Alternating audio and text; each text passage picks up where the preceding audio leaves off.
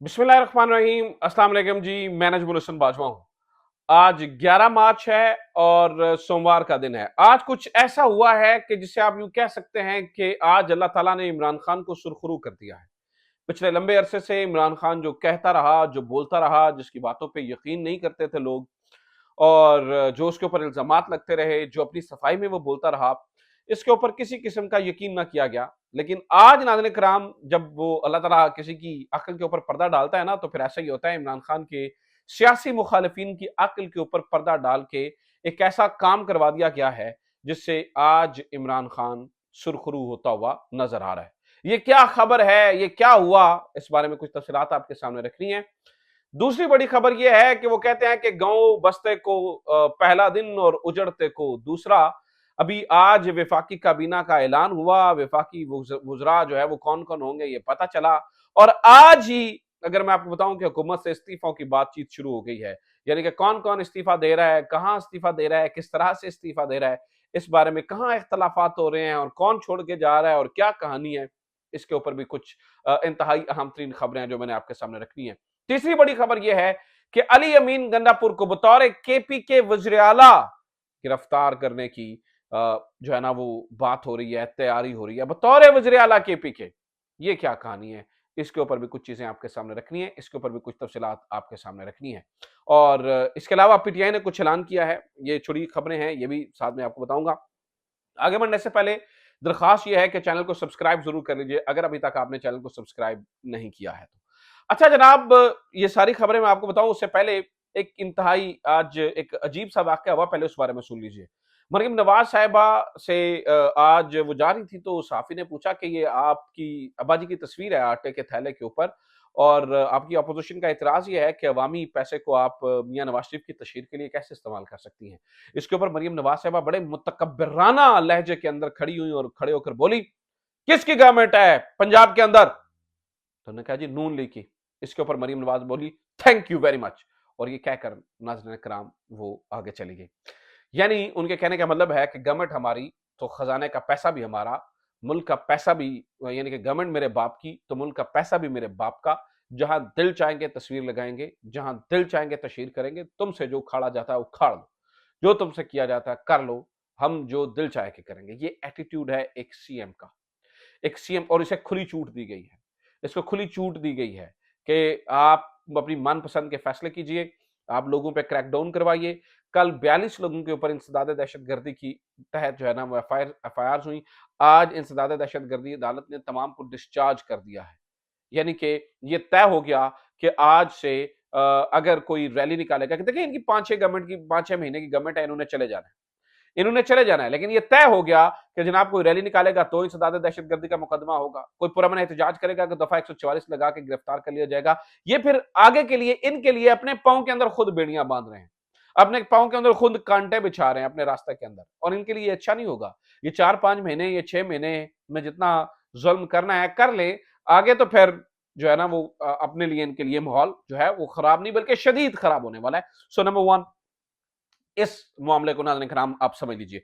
दूसरी जानिब जो दूसरा जो बंदा डिलीवर कर रहा है सीएम केपी के, उसकी गिरफ्तारी की बात हो रही है। अब देखें फैसल वावड़ा साहब जो कि बड़े करीब समझे जाते हैं ताकतवर हलकों के, उन्होंने कहा जी 9 मई के अंदर वो चुके नामजद है तो उनकी गिरफ्तारी होगी, पंजाब पुलिस उनको गिरफ्तार करने जाएगी, केपी के पुलिस गंडापुर की हिफाजत करेगी, आमना सामना होगा पुलिस का, उधर से रेंजर्स और एफसी भी साथ होंगी, तो खून खराबा होगा। और ये करना चाहते हैं, यानी कि आप केपी के वज़ीर आला को गिरफ्तार करवा के केपी के लोगों को क्या पैगाम देना चाह रहे हैं, ये आप क्या और किस किस किस मकसद को हासिल करना चाहते हैं, उससे क्या ही नतीजा निकलेगा और क्या ही फायदा होगा।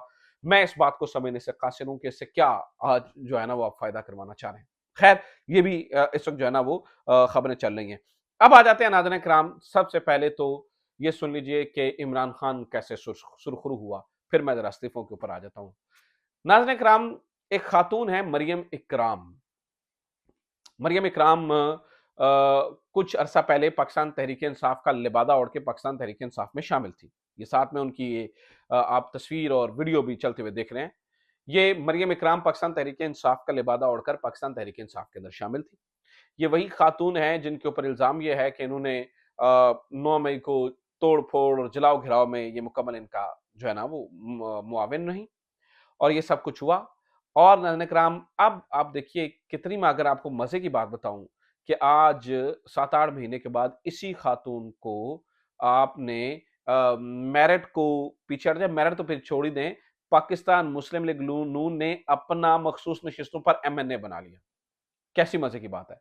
इमरान खान कहता रहा ये इनके अपने लोग हैं, इमरान खान कहता रहा ये नून लीग ने सारे अपने लोग मिलवा के करवाए हैं, इमरान खान बताता रहा ये इस तरह से इन्होंने साजिश की, लेकिन कोई नहीं मानता रहा। आज वो दूध का दूध और पानी का पानी हो गया, यानी कि जिन जिन ने वहां पर किरदार अदा किया आज उनको नवाजा जा रहा है। और कहानी सिर्फ इतनी सादी नहीं है ये मरियम इकराम वाली, ये भी सुन लीजिए, ये कहीं और ऊपर से ऑर्डर आया है कि नून लीग के अंदर इसको रखा जाए। अजहर जवेद ने ये स्टोरी किया, जो कि नवाज शरीफ के बहुत करीबी समझे जाते हैं।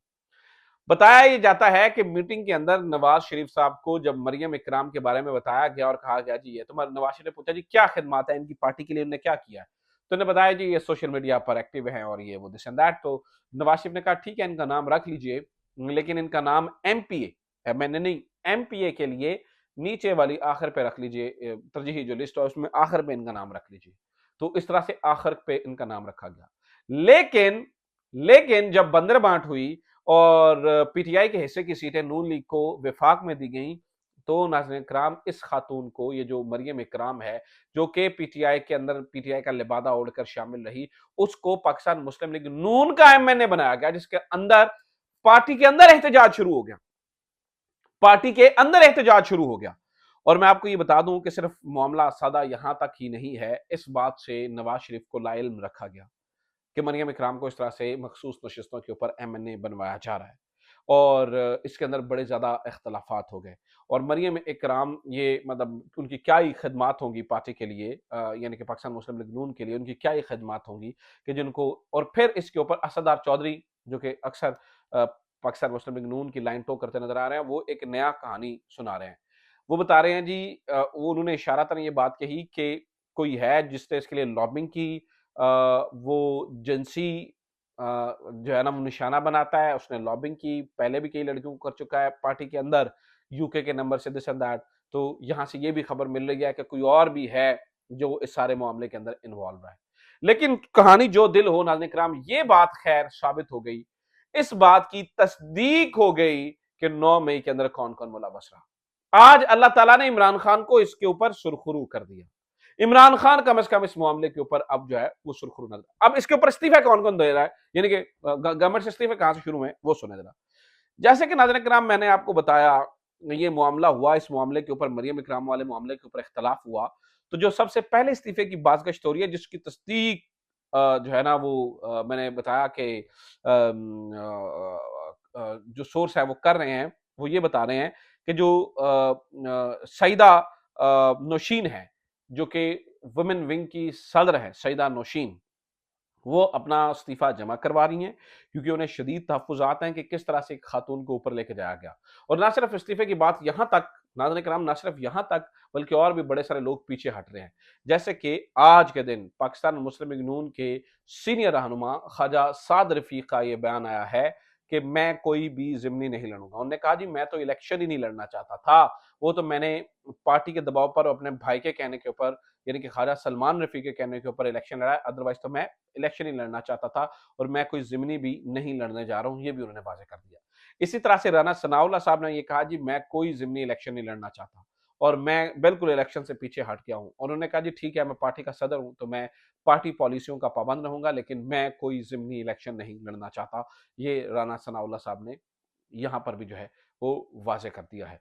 तो 2 बंदे तो साइडलाइन हो गए, तीसरी सईदा नौशीन वाला इस्तीफ़ा वो आपके सामने है। आज आप 1 मिनट के लिए सोचिए कि जहाँ पर मुख्तलिफ लोगों ने, बैरूनी गिद्धों ने आकर, आप 1 मिनट के लिए सोच लीजिए कि बैरूनी पैरासाइट्स ने आकर, ये लफ्ज़ मुनासिब रहेगा, बैरूनी पैरासाइट्स ने आकर पार्टी के अंदर वज़ारतें ले रहे हैं, तो ये लोग क्यों पीछे हट रहे हैं?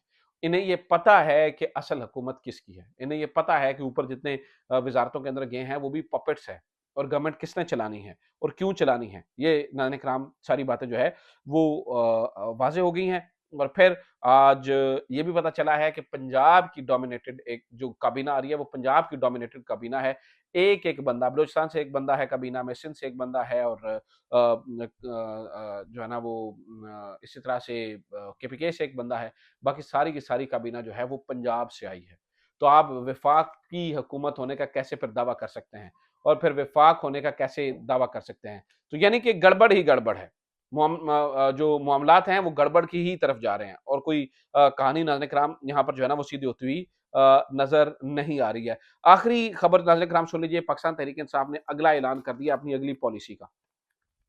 वो ये है कि पहले जो है ना वो पेशावर में जलसा हुआ, अब 23 मार्च को इस्लामाबाद के अंदर जलसा होने जा रहा है और ये चूल्हे हिला देगा, जो है ना वो बुनियादें हिला देगा उन तमाम लोगों की, जो कि इस वक़्त ये समझ रहे हैं कि इमरान खान की जो सपोर्ट है उसे ख़त्म किया जा सकता है। आगे-आगे देखिए होता है क्या। अपना ख़्याल रखिए, खुदा हाफ़िज़। पाकिस्तान ज़िंदाबाद।